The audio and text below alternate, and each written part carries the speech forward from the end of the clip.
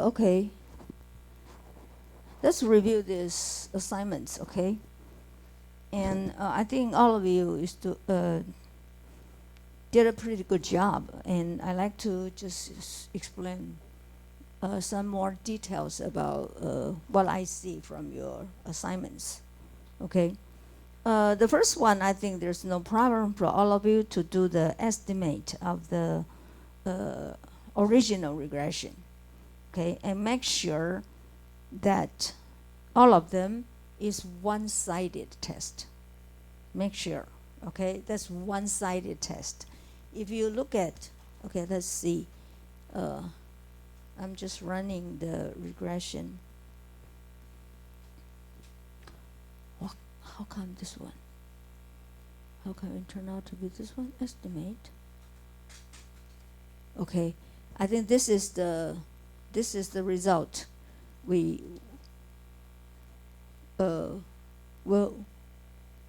is the original result, and the probability shows it's all two-sided test. Two-sided test, and we do have hypothesized the sign of each individual variables. So if you want to see the p-value, you need to see from here and divide it by 2, which is the actual p-value. We need to worry about it, okay? And of course, from the result we have it. For the first variable is log ceilings, and also the WTOP. Okay, these two variables, since the probability is greater than 5%, therefore they are not significant. But by the way, you have to watch out. This variable, the first variable, log ceilings, the expected sign is positive, but actually it's turned out to be negative. Okay, if you turn out to be negative, then the p-value here is not correct either. You see what I'm saying here? The p-value here is not correct either. All right? So this is one thing you have to make sure. So what is the really p-value if I have this negative sign for the log ceilings? What's the actual p-value I have it? I like to explain this one from our whiteboard. Okay. Okay. Actually, this is the t-value we are watching, and what's the degrees of freedom? What's the degree of freedom? 185. I'm using 195 minus 10, right? So this is 185. Okay, and we're expecting the positive signs for 5%. Okay, so if you're watching, if I see the critical value, okay, critical value from the t-table, would you please, check it for me? T-value and positive, right? So t-value here is 1.65. Okay, something, okay? All right, so this is what we are saying, the critical value. And actually, our t-value here is negative 0.05. So it's here. This is negative. Okay, then which area we need to watch? What's the p-value here?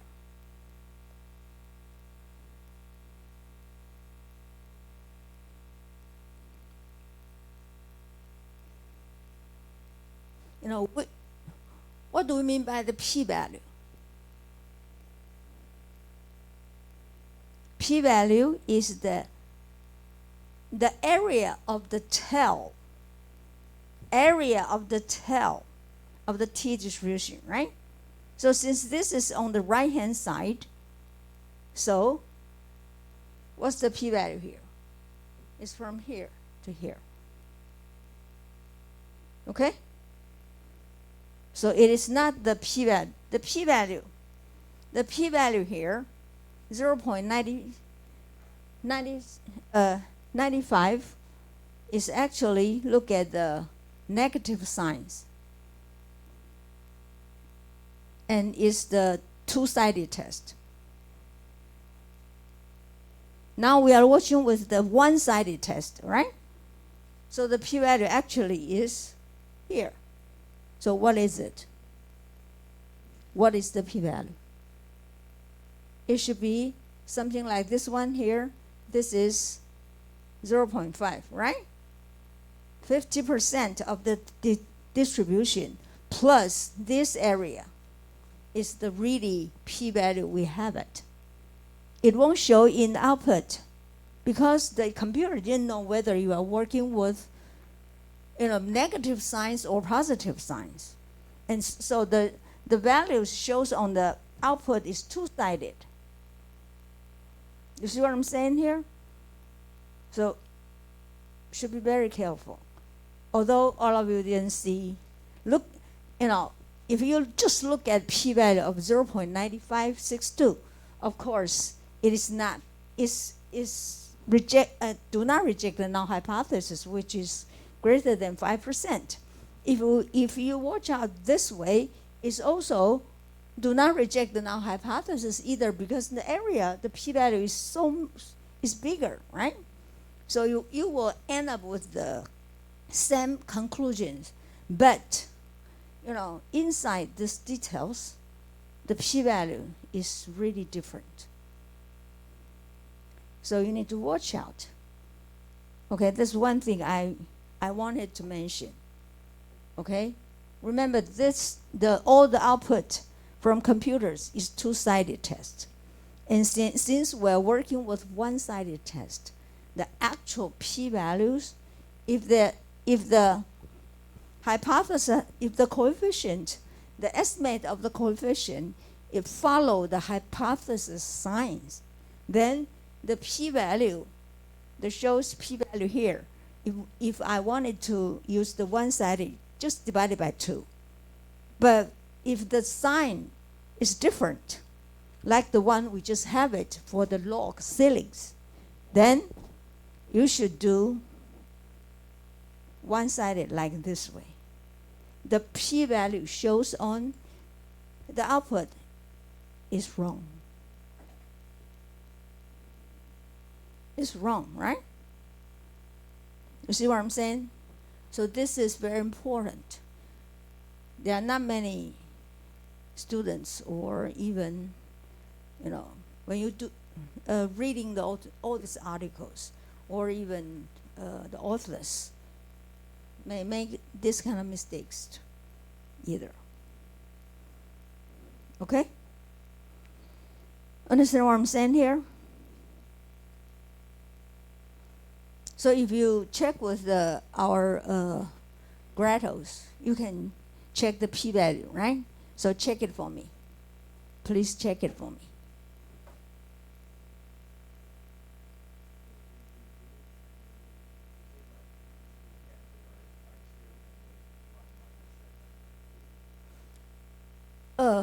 So actually this is what we have. What is this? Yeah, I think so. Actually, the p-values from there, okay, is using, since the sign is negative, right? So, since my t value is this, right? Okay, so they are showing this area and multiply by 2 is what we have on that probability. So you can use that probability, which divided by 2 is this area, and use 1 minus this area is the actual p-value we have it here. Okay, you see what I'm saying here? So it's it's more than 50%. Okay, so if you divide it by 2, it's something like 48. So 1 minus 48 is 52%, something like that. All right?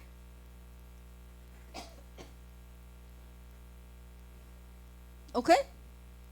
And this is, I want to point out for step 1. None of the rest of it. And this one, if you divide it, WTOP, if you divide it by 2, is 0.06 something, so which is greater than 5%. Okay? All right? Any questions about this one? Any questions?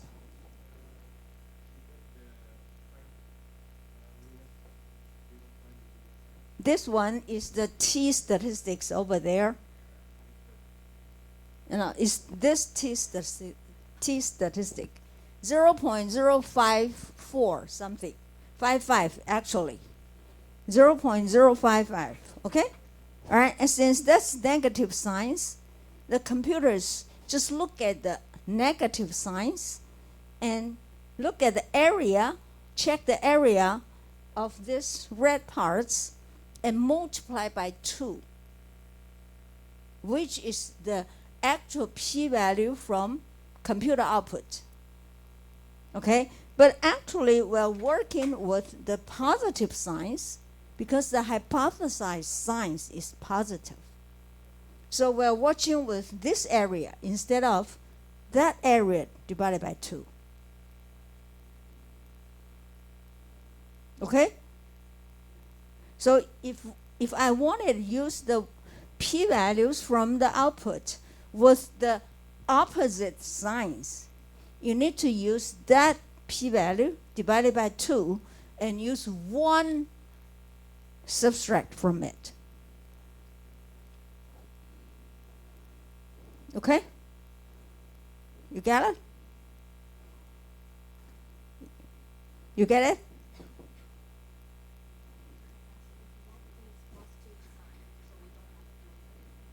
Yeah, if it is positive sign, follow our expectations, then the p-value is just using this one divided by 2. That's the area which we see from this board, and it's the red ink part.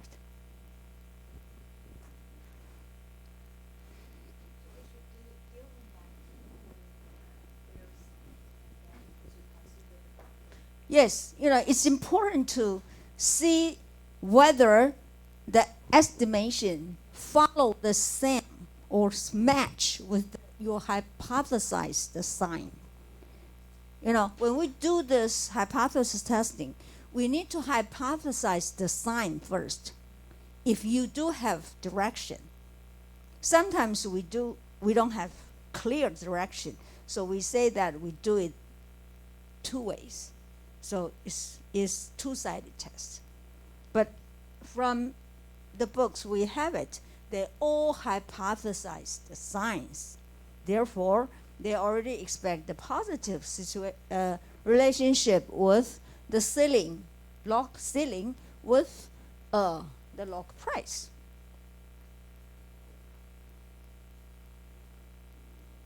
Yes.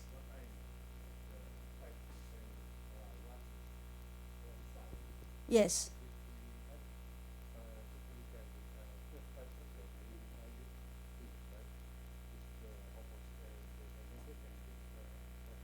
Yeah, this is the positive, this direction, this is negative direction.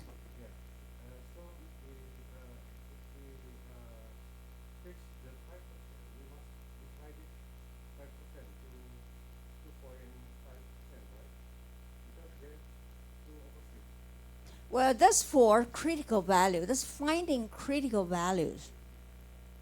Okay, if you are looking for the critical value approach, so you have to use the alpha divided by 2 and check the critical value. Okay, in that case, we do have 2 critical values.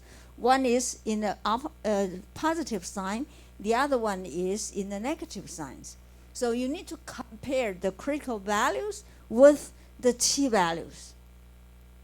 And now I'm using p-value approach. So if I use the p-value approach, I need to use my actual p-values to compare with the alpha level. So in that case, our alpha level is still 5%. But what is the correct critical value in our case here for the first variable, log sitting? And I'm saying that the p-value in the output is this area instead, but we need to have this area.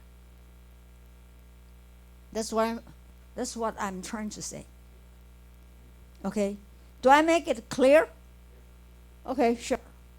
So this is step one. We wanted to, I like to explain it. Okay, the second one, multicollinearity. So I think there's no problem for all of you. Some of you may not do the simple correlation coefficient, but make sure you do it, okay? Since the author asked us to do this one. So you need to do the simple correlation coefficient and the VIF. And I think you all remember what you have done, okay? According to our simple correlation coefficient, since it is pairwise, and we do see that none of them has, the coefficient is over 0.7 or 0.8. So if we do this pairwise comparison of the correlation coefficient, we don't see any VIF suspicion, okay? But if we do this VIF, actually there's 3 of them is over 5, but still less than 10, okay? So maybe we do have minor heteroscedasticity concern. Okay? All right? Since all this is just rule of thumb. When we say rule of thumb means there's no official test. This is just a human wisdom or human tradition, something like that. Okay? So actually, it looks like we have a minor heteroscedasticity concerns, okay?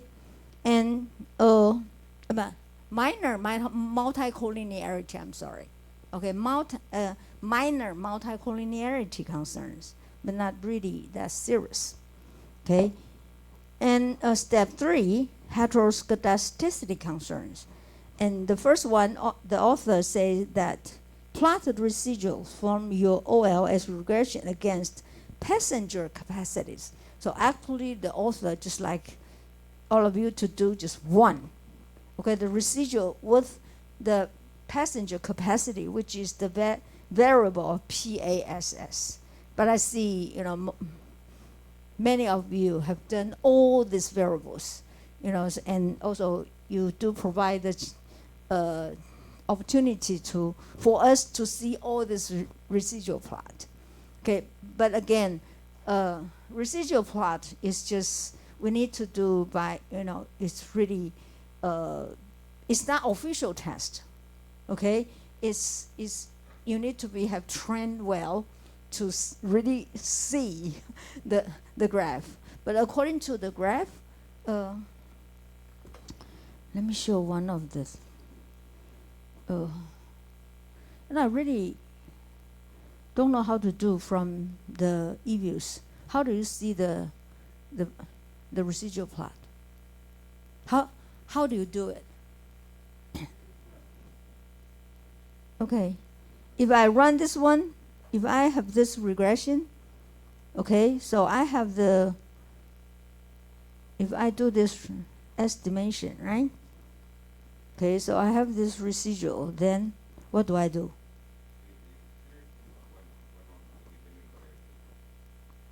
One of independent variable? Where? You mean this one? Huh? You mean this one? Residual? Oh, the data. Okay, I mean here. I'll click this one, then. You mean this one? I have to save the residual first, right? Okay. So I mean save it first. Is this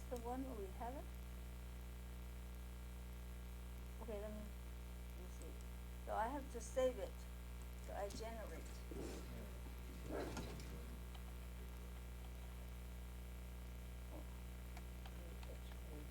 One equal to RESID. Okay, then hit OK. All right, then I'll use this one and also this one. Then open it as a group. All right, then view the graph. Okay. Huh? Okay.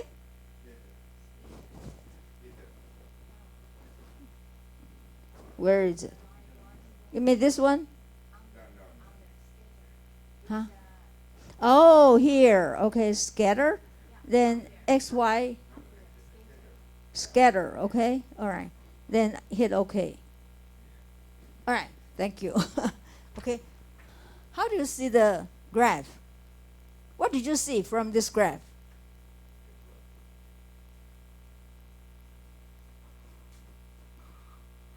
What did you see?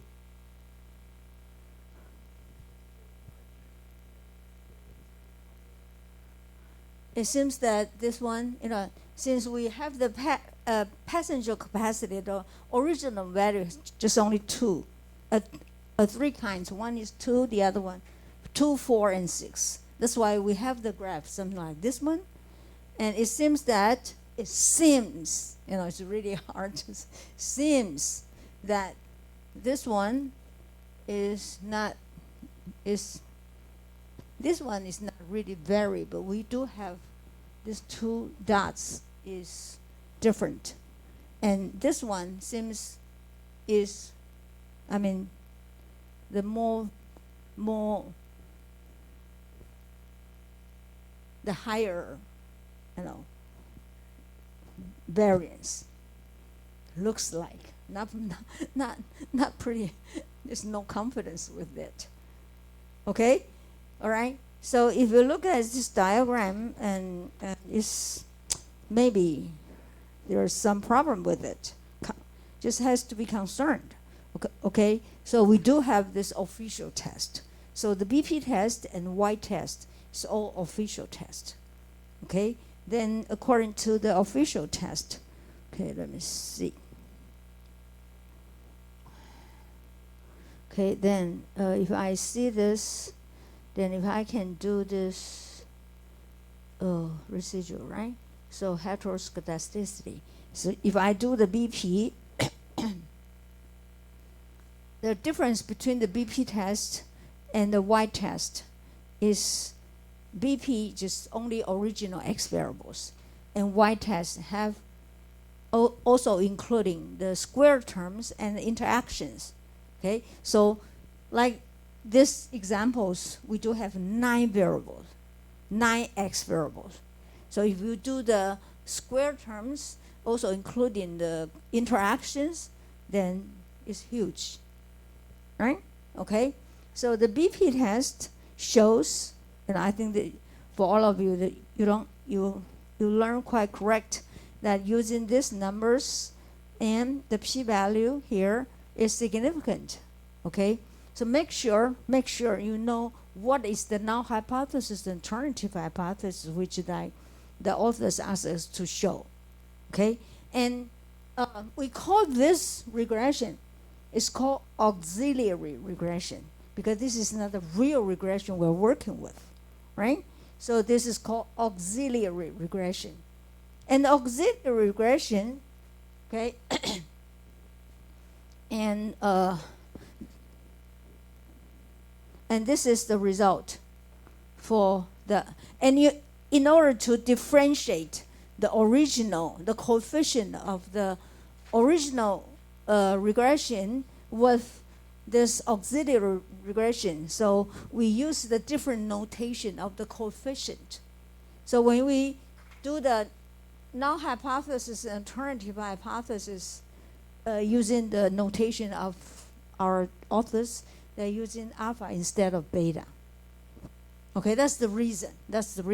Because if you write down the beta, it seems that working with the original regression. So using alpha to differentiate the coefficient notation from the original and the auxiliary regression. So this one will be from alpha 1 up to alpha 9 equal to 0. Then just at least 1 alpha is not equal to 0. Okay, J is from 1 to 9. Okay, then the statistics is chi-square value. Okay, and it is, the p-value is very small, means that reject the hypothesis, means we do have heteroscedasticity. So this is a homoscedasticity. This is alternative this alternative hypothesis is heteroscedasticity. All right? Okay, and this is what we say the BP test. Then if we see the Y test, okay, then this is all of them. I think one of you, how many degrees of freedom do I have here? With this, how many degrees of freedom? 46, right? In other words, I do need to have 46 here. I remember one of you, I don't know which one, say that, does any one of you counted? Do we have 46 here? Huh? Do we? Count it. Count it. 46 means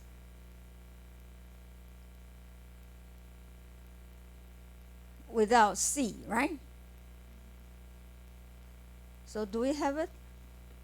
Let's see. 1, 2, 3, 4, 5, 6, 7, 8, 9, 10, 11, 12, 13, 14, 15, 16, 17, 18, 19, 20.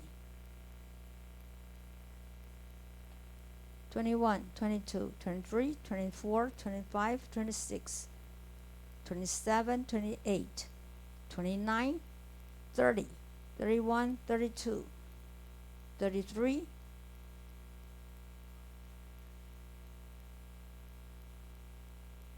so this is 39. 1, 2, 3, 4, 5, 6, 7.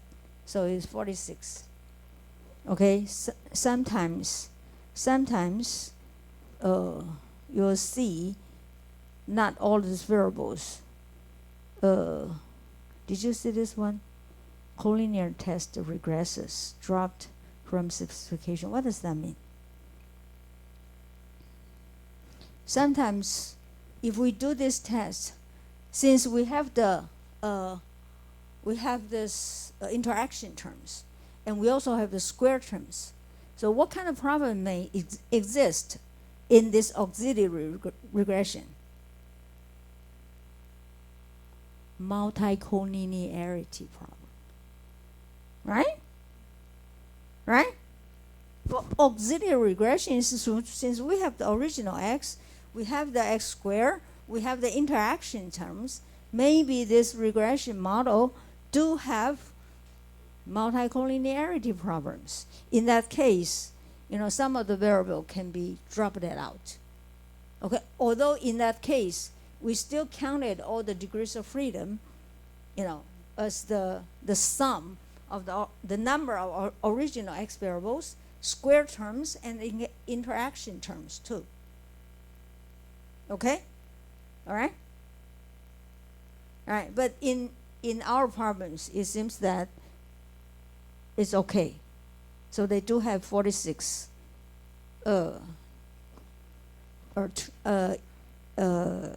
number 46. I mean, the number of independent variable for this auxiliary regression is 46. Okay? All right? So then according to this Y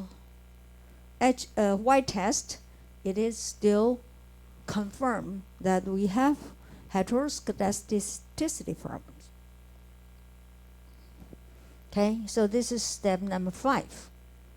All right, then number 6, using the HC standard error to estimate the regression again. Okay, so let me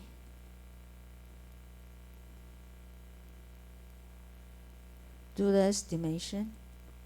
So now if I use the function of estimation and I change it to white, okay, then this is the correct way to have the white HC standard errors for our original regression. Okay, I'll name it equation 2.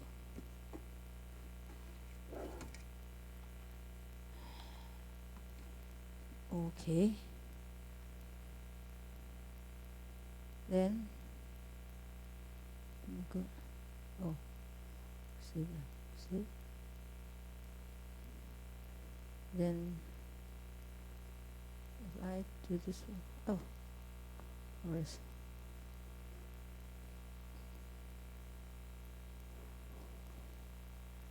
Where's my equation 1? Oh. So this one is using the first one. This already correct the standard error. So if you compare, I think all of you knows that if you compare with it, the coefficients the same, and also the R square is the same. Only some standard error changed. Okay, some of them has a big change. The other one, some minor change. And that will affect the t statistics and also the probabilities. And according to the result, it didn't really affect much, right?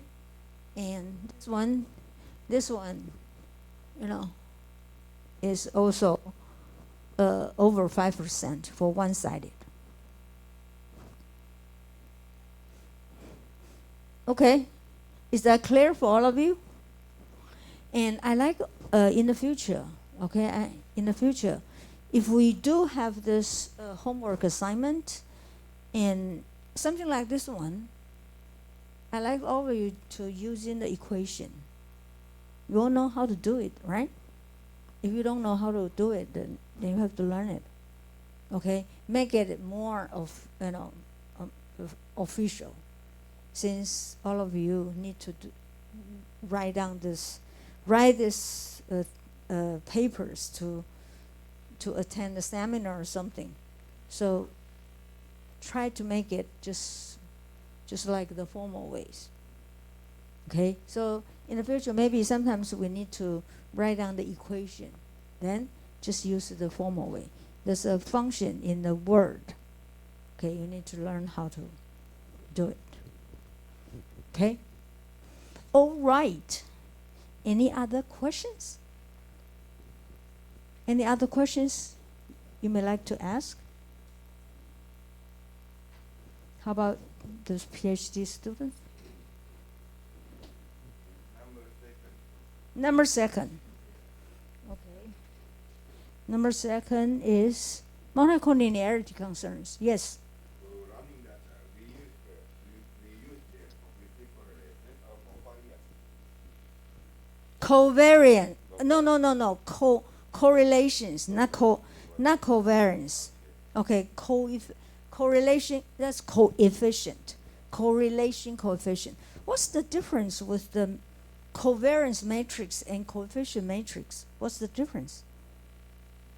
You all know what's the difference?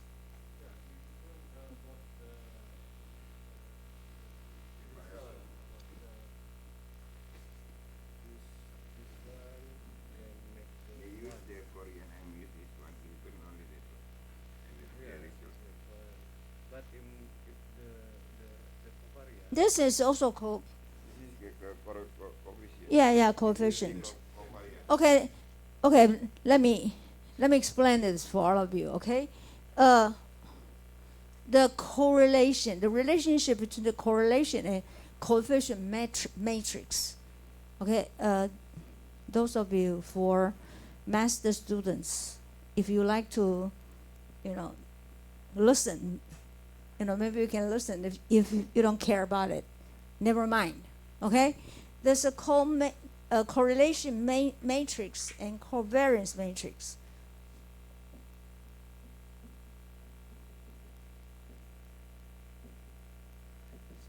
This is called the matrix, right? Okay, and covariance matrix. Okay, the correlation usually in math, okay, we're using something like R, okay, and the definition for correlation is using the covariance divided by standard deviation.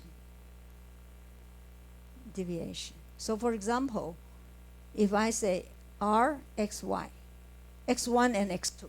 Okay, maybe I make it X1 and X2. Okay, the covariance means the covariance of X1 and X2. You can count, and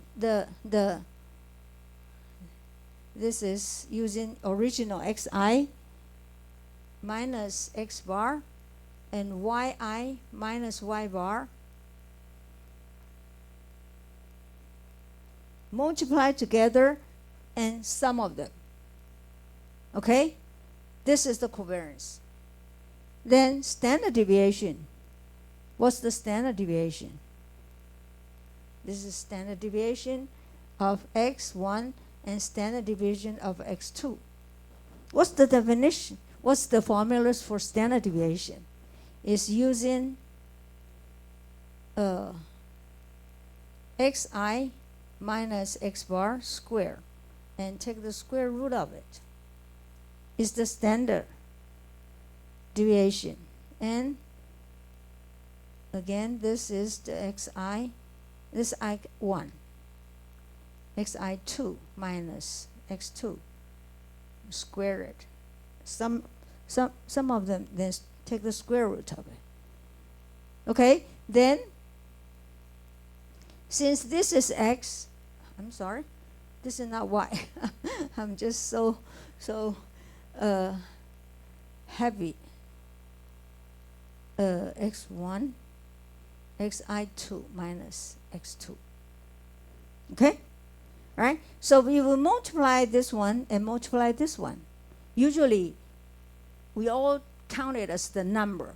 We always forget there's a measurement unit for every one of the variables. Right? So there's a measurement unit for either one of them. Right? So for example, if this is height, this is weight. Okay, for height, maybe you can use feet. And for weight, maybe you can use pound, right? Okay, so if you multiply them together, we do have the measurement unit in my numerator, which was feet and pounds. Okay, again, if I counted a standard deviation, okay, standard deviation, this one is using feet, and I square it, and then I take the square root of it, means there's also measurement unit is feet. And this one too, I do have pound. Okay? Then in the denominator and numerator, it's all have the same measurement unit. So cancel it out, right? So for the coefficients, there is no measurement unit. There is no measurement unit, and therefore, this one is between -1 and the +1. And for the covariance matrix, we do have the measurement unit, although you didn't see from the output. okay, then the covariance can be any one of the numbers from positive infinitive to negative infinitive. Okay? But the correlation is always bounded between -1 and +1. So if you hit the covariance matrix, it shows the numbers in the numerator. And this one, these numbers can be huge, very, very big.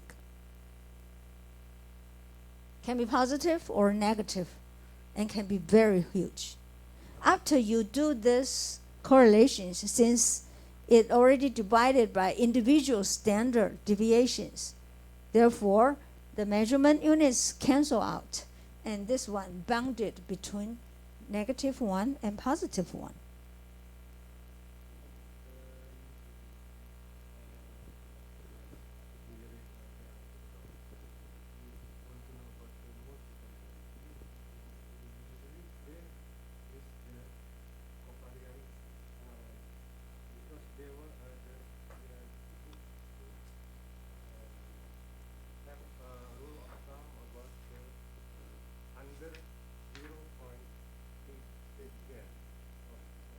This is correlation matrix. It's not covariance matrix.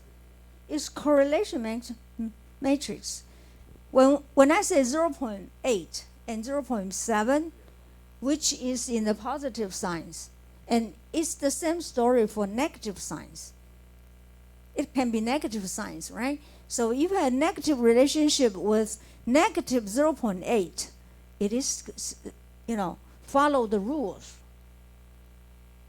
So when we say 0.8, 0.9, or positive 0.8, negative 0.8, 0.9 is all talking about correlation matrix instead of covariance. If we are using covariance matrix, the number doesn't bound it between some area. It can be negative infinitive to positive infinitive.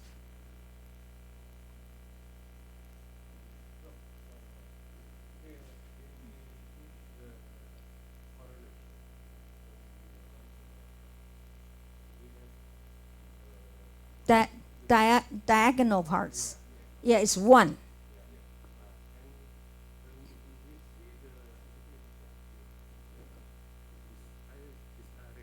Mm-hmm. That's p-value. Yeah.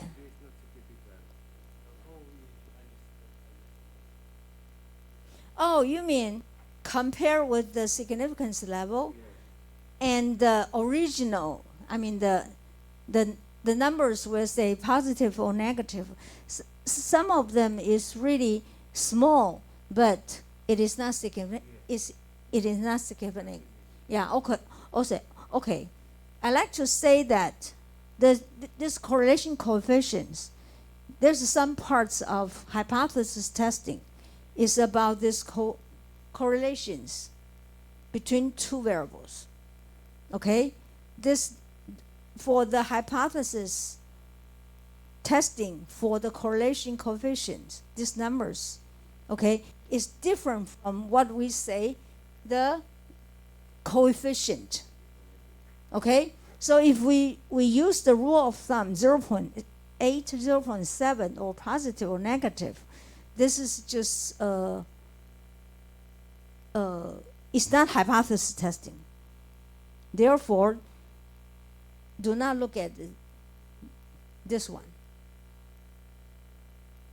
Okay, this is just for the purpose for the coefficient correlation test for these two variables only.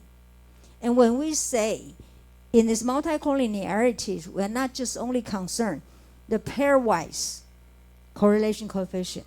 We'll consider the whole variables, whole x variables relationship. Okay, so do not see, you don't have to see the hypothesis testing, the p-values from there.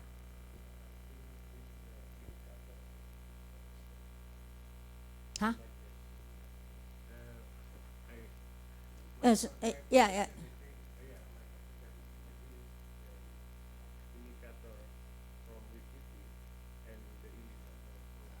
No, no, no, no, no, no, no. This is the p-value, and this is the coefficient. We're talking about coefficient. Okay? Any other questions? All right. Okay, then next week we're starting to talk about chapter 11. Okay? No, I'm sorry, chapter 9. Chapter 9. We have talked about chapter 8, chapter 10, right?